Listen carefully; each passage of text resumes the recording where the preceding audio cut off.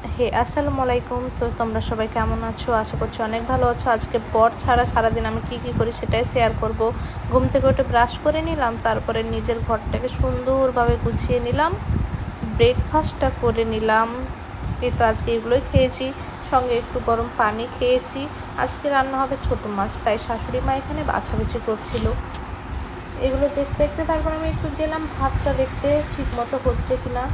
মাছটা এখানে রান্না করতে বসিয়ে দিয়েছি। এ তো আমার মাছ রান্না প্রায় হয়ে গিয়েছে। মাছটা হওয়ার পর আমি ডাল রান্না করে নিলাম। ডাল হয়ে গিয়েছে, একটা সবজি হয়েছিল সেটা ক্লিপ নিতে ভুলে গেছি।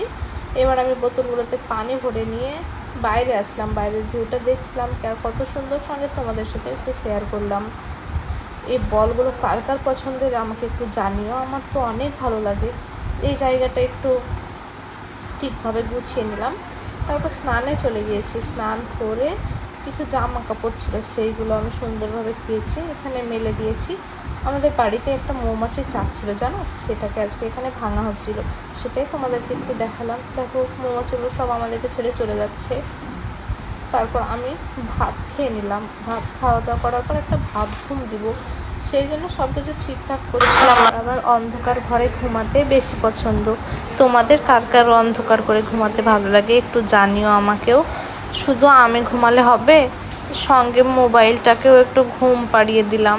ঘুম থেকে উঠে বসে বসে একটা বিস্কিট খেয়ে নিলাম, বাইরের দিকে চেয়ে দেখছিলাম।